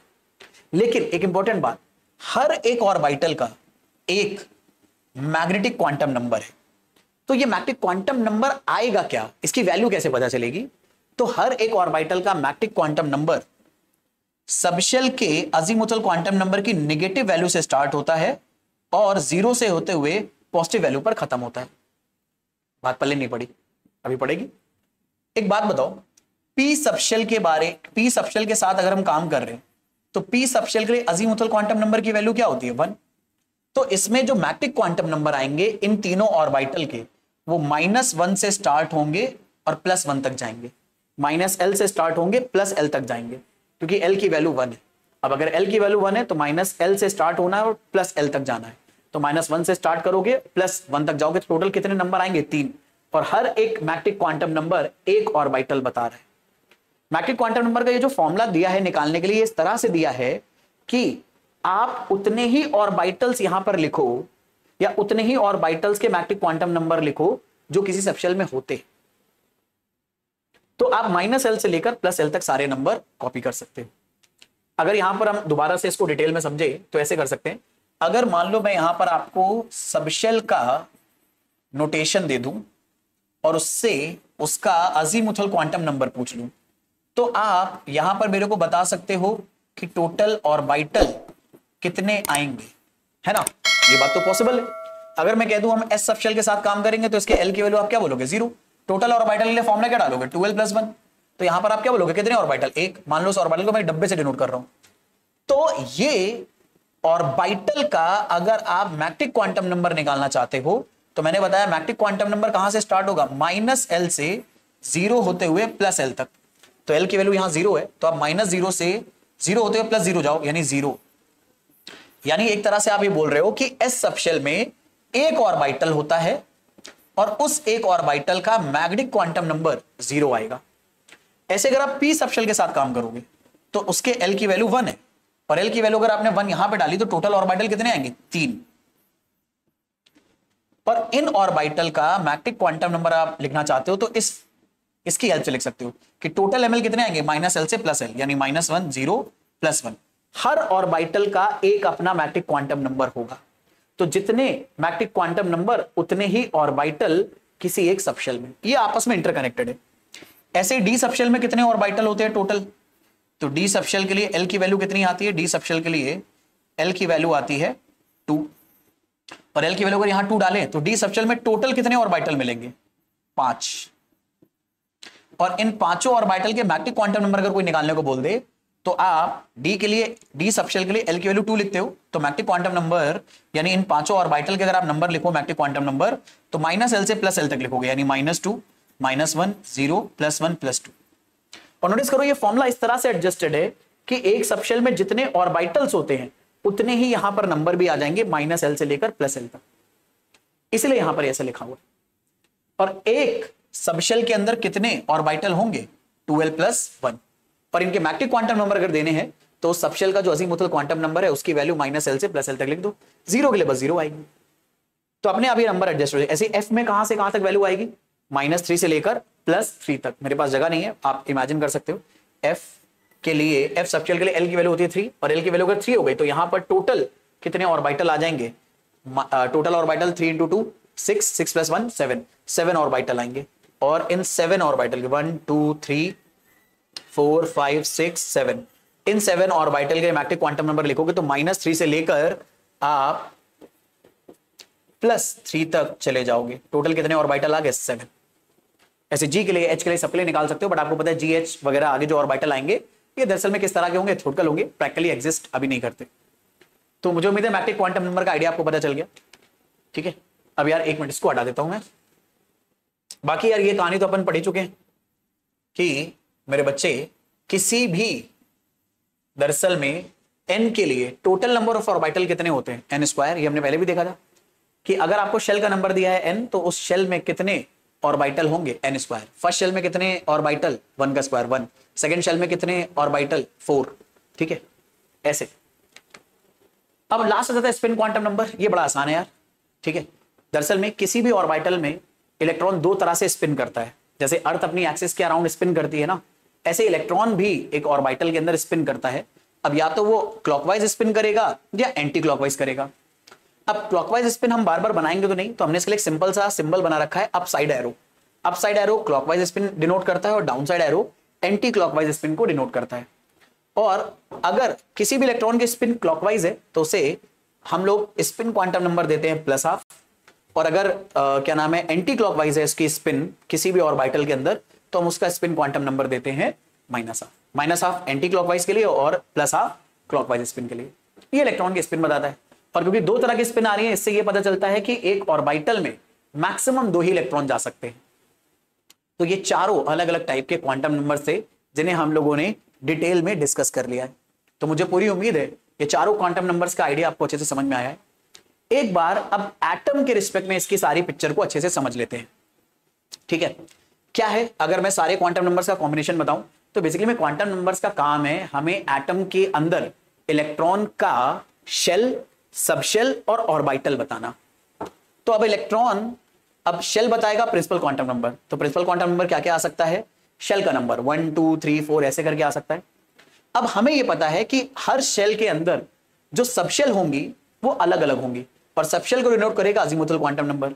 तो फर्स्ट शेल में सिर्फ एक ही सबशेल होती है, ये बात हमने यहां पीछे पढ़ी कि किसी भी शेल में सबशेल कितने होंगे, शेल के बराबर। तो फर्स्ट शेल में बस एक सबशेल होगा जिसका अजीमुथल क्वांटम नंबर 0 आएगा। और आप इस सबशेल को किस नाम से जानते हो, अगर मैं पेन का कलर चेंज कर लूं तो इस सबशेल को आप जानते हो एस सबशेल के नाम से। सेकेंड शेल में अगर आपका इलेक्ट्रॉन है तो वो 2 सबशेल में प्रेजेंट हो सकता है जिसके अजीमुथल क्वांटम नंबर 2 आ रहे हैं, एक 0 और एक 1, क्योंकि आपको पता है अजीमुथल क्वांटम नंबर की वैल्यू 0 से स्टार्ट होती है और n-1 तक जाती है। तो एस सबशेल में हो सकता है या फिर पी में हो सकता है। अगर इलेक्ट्रॉन किसी थर्ड शेल में है तो थर्ड शेल में उसके पास 3 पॉसिबल सबशेल हैं जिनके अजीमुथल क्वांटम नंबर 0 से स्टार्ट होकर 3-1 यानी 2 तक जाएंगे। तो यहां पर 3 अलग अलग अजीमुथल क्वांटम नंबर आ सकते हैं। ये 3 अलग अलग अजीमुथल क्वांटम नंबर आपको ये बता रहे हैं कि दरअसल में 3 अलग अलग सबशेल प्रेजेंट है थर्ड शेल में, एक एस प्रेजेंट है, एक पी और एक डी। ऐसे ही 4 में एस, पी, डी और एफ प्रेजेंट है और हर सबशेल में अलग अलग ऑर्बिटल होंगे और किसी भी शेल के अंदर ऑर्बिटल का नंबर यानी ऑर्बिटल को रिप्रेजेंट करने के लिए मैट्रिक क्वांटम नंबर -L से +L तक होता है। तो अगर L की वैल्यू 0 है तो ml की वैल्यू भी 0 होगी, अगर L की वैल्यू 0 है तो ml की वैल्यू 0 होगी, अगर L की वैल्यू 1 है तो ml की वैल्यू -1, 0 और +1 होगी। यानी यहां पर यह पता चल रहा है कि इस s सबशेल में सिर्फ एक ऑर्बिटल है, इस s सबशेल में भी एक ऑर्बिटल है, लेकिन इस p सबशेल में 3 ऑर्बिटल हैं। एक का नाम है px, एक का नाम py, एक का नाम pz। ऐसे ही यहां पर फिर से s सबशेल आ गया तो एक ऑर्बिटल p, 3 मैट्रिक क्वांटम नंबर का मतलब है 3 ऑर्बिटल, एक px, एक py, एक pz। अच्छा एक छोटी सी बात बता दूं, मैंने लिखने के लिए ऐसे लिख दिया px, py, pz। तो कई बच्चे ऐसा सोचते हैं कि px का मतलब है -1 मैट्रिक क्वांटम नंबर, py का मतलब है 0 क्वांटम नंबर और pz का मतलब है +1, पर ऐसा नहीं है। दरअसल में हम लोगों ने आपसी सहमति से यह मान रखा है कि pz का अजीमुथल क्वांटम नंबर हम 0 देंगे, सॉरी मैट्रिक क्वांटम नंबर 0 देंगे pz का, ठीक है। तो ये एक छोटा सी बात है जो केमिकल बॉन्डिंग में आगे हेल्प करेगी आपकी, तो इसे याद रखना। बस मैंने ऐसे लिख दिया, बल्कि सही कर देता हूं मैं ताकि आप कहीं कंफ्यूज ना हो फालतू में। फिर ऐसे दोबारा से एस सबशेल आया तो एक ऑर्बिटल, फिर पी सबशेल आया तो 3 ऑर्बिटल, टी सबशेल में 5 ऑर्बिटल। इनके नाम चलो मैं अभी आपको बता देता हूं। एक को बोलते हैं dxy, एक को dyz, एक को dx2y2, एक को dzx और एक को dz2। 5 आते हैं, आगे हैं यहां पर हम लोगों ने ले रखा है। ये s ऑर्बिटल का शेप है, स्फेरिकल है, ठीक है। p का डंबल होता है, 3 डंबल आपको अलग अलग 3 अलग अलग ऑर्बिटल देंगे और d 5 ऑर्बिटल होते हैं। एक का नाम dxy, एक का नाम dyz, एक का नाम dxz या dzx, एक का नाम dx2y2 और एक का नाम dz2। 5 अलग अलग ऑर्बिटल होते हैं और ये पांचों ऑर्बिटल अलग अलग डबल डंबल के अलग अलग ओरिएंटेशन में होते हैं। dyz y और z क्वाड्रेंट में होता है। भाई आपको पता है ना कि दरअसल में अगर आपने 2 कोऑर्डिनेट एक्सिस बनाई तो इनसे क्वाड्रेंट बनते हैं 4, 1 2 3 4।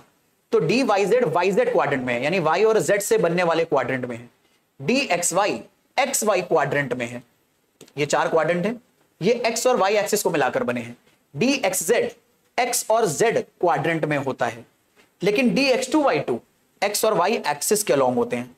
नोटिस करो ये x और y एक्सिस के अलोंग है, ये रही y एक्सिस, ये रही x एक्सिस, जबकि ये x y देखो एक्सिस में नहीं है। ये एक इंपॉर्टेंट बात है जो याद रखनी है। xy dxy जो ऑर्बिटल है वो x और y एक्सिस में नहीं होता है, लेकिन dx2y2 x और y एक्सिस के अलोंग होता है, लेकिन दोनों का क्वाड्रेंट x और y से ही मिलकर बनता है। dz2 बड़ा स्पेशल शेप है, अब इसका कोई नाम नहीं होता, कई लोग इसको ये बोल देते हैं डोनट सेंटर डंबल। ये डोनट की तरह बीच में हॉलो होता है, ऊपर से एक डंबल निकलता है, बट ऐसा कोई ऑफिशियल नेम नहीं है, बस इसे समझने के लिए आप दे सकते हो। तो ये d ऑर्बिटल का शेप होता है जो आपको याद रखना है। बाकी ये अलग अलग ऑर्बिटल, इन ऑर्बिटल के नोटेशन आपको पता है कि अगर फर्स्ट शेल में s सबशेल है तो इसका नोटेशन होगा 1s, 2 में s भी है, 2 में p भी है, तो इसके 2 नोटेशन होंगे, s वाले के लिए 2s और p वाले के लिए 2p। यानी जब आप ये नोटेशन देते हो तो आप ये बताते हो कि सेकंड शेल में 2 सबशेल मिल सकते हैं, 2s और 2p, और इस 2p में टोटल कितने ऑर्बिटल मिलेंगे? 3। अब अगर मैं आपसे पूछूं कि यार 2s में 1 ऑर्बिटल है, 2p में 3 ऑर्बिटल है, तो एक्चुअल में इस शेल में यानी सेकंड शेल में टोटल कितने ऑर्बिटल हैं? 4 है ना भाई। अगर शेल की वैल्यू n है तो देखो ऑर्बिटल की वैल्यू क्या आ रही है? n² आ रही है। ऐसे ही थर्ड शेल में हमें टोटल ऑर्बिटल कितने मिलते हैं? 9, लेकिन वो 9 ऑर्बिटल हैं कहां? तो एक ऑर्बिटल है s में, 3 ऑर्बिटल है p में और 5 ऑर्बिटल है d में। इन सबको जोड़ो, 5 ऑर्बिटल, 3 ऑर्बिटल 8, 1 9। तो एक ऑर्बिटल s में मिलता है, 3 p में और 5 d में, तब जाकर टोटल कितने ऑर्बिटल बने? 9। यानी एक शेल में सबशेल है, सबशेल में ऑर्बिटल है, तो एक शेल के अंदर टोटल ऑर्बिटल अगर आप n स्क्वायर के फॉर्मूले से निकाल रहे हो तो वो n स्क्वायर बटा कहां पर है? वो इन अलग अलग ऑर्बिटल्स के फॉर्म में बटा हुआ है, जिसे आपने मैट्रिक क्वांटम नंबर की हेल्प से निकाला है। ऐसे ही फोर्थ शेल में कितने पॉसिबल ऑर्बिटल होंगे? तो n की वैल्यू अगर 4 है तो n स्क्वायर कितना आ जाएगा? 16, यानी 16 ऑर्बिटल है। वो कैसे हैं? तो 4 में एक s ऑर्बिटल होगा, 3 p ऑर्बिटल होंगे, 5 d ऑर्बिटल होंगे और 7 f ऑर्बिटल होंगे। तो 7 5 12, 12 3 हो गया आपका 15, 15 1 16, ये आपका नंबर लिखा है।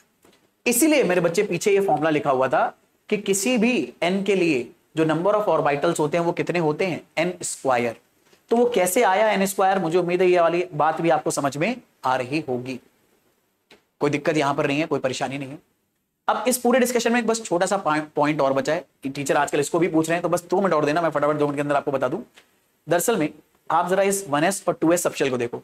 अब ये एक स्फीयर का ही पार्ट है, बस उसका क्रॉस सेक्शन दिखाया गया, आपको 20 से काट दिया। तो अगर आप 1s को 20 से काटोगे तो आप देखोगे ये स्फीयर का पूरा पार्ट है, इसमें सब जगह ये जो डॉट है ना, हर एक डॉट इलेक्ट्रॉन के मिलने की प्रोबेबिलिटी बता रहा है। और जब आप 2s को 20 से काटोगे तो यहां पर पहले 2s के इलेक्ट्रॉन मिलेंगे, फिर अचानक से मिलना गायब हो जाएंगे और फिर मिलने लगेंगे। कई बच्चे इस फिगर को देखकर ऐसा सोचते हैं कि ये 1s है और ये 2s है। नहीं मेरे बच्चे, ये पूरा 2s है और इसमें पहले अंदर इलेक्ट्रॉन मिलेगा और फिर बाहर इलेक्ट्रॉन मिलेगा, पर बीच में अचानक से इलेक्ट्रॉन मिलना गायब हो जाएगा। और जिस जगह में इलेक्ट्रॉन मिलना गायब हो जाता है, इस जगह को बुलाते हैं अपन नोड। ठीक है, तो नोड क्या चीज होती है? नोड दरअसल में ऑर्बिटल के अंदर एक ऐसा रीजन होता है जहां पर इलेक्ट्रॉन के मिलने की प्रोबेबिलिटी 0 है। Node is space where probability to find electron is 0, यानी वहां पर इलेक्ट्रॉन नहीं होगा। तो 2s सबशेल में एक नोड है पर 1s में एक भी नहीं है। ऐसे ही p में भी आपको अलग अलग टाइप के नोड्स मिल सकते हैं। तो यार ये नोड कैसे निकालें, इसका फॉर्मूला हमें दिया हुआ है, सीधे फॉर्मूला इस्तेमाल करना होता है। तो बस ये फॉर्मूला याद रख लीजिए, बहुत काम का है। तो नोड मैंने आपको बता दिया क्या चीज होती है। नोड एक ऐसी जगह होती है शेल के अंदर, ऑर्बिटल के अंदर, जहां पर इलेक्ट्रॉन के मिलने की प्रोबेबिलिटी 0 है। तो नोड एक्चुअल में 2 टाइप से हम डिफाइन करते हैं। एक होते हैं रेडियल नोड, जो इस तरह से न्यूक्लियस से थोड़ी डिस्टेंस पर स्फेरिकल रीजन में होते हैं, और एक होते हैं एंगुलर नोड, जहां पर वो एक एंगल या कोन जैसा शेप बनाते हैं कई बार। तो अगर आपको रेडियल नोड निकालने हैं किसी भी दरअसल में शेल और सबशेल के अंदर, तो रेडियल नोड का फॉर्मूला होता है n-l-1। एंगुलर नोड अगर निकालने हैं तो उसका फॉर्मूला होता है सीधे l, और टोटल नोड अगर निकालने तो दोनों को जोड़ दो। तो किसी भी शेल के अंदर, सबशेल में अगर इलेक्ट्रॉन भरा है और आप उसका रेडियल नोड निकालना चाहते हो, यानी न्यूक्लियस से वो नोड कितनी दूर है, तो आप इस फॉर्मूले से निकाल सकते हो।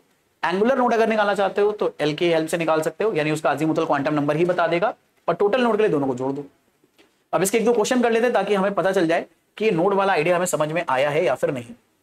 जैसे अगर मान लो मैं किसी सबशेल का नोटेशन दूं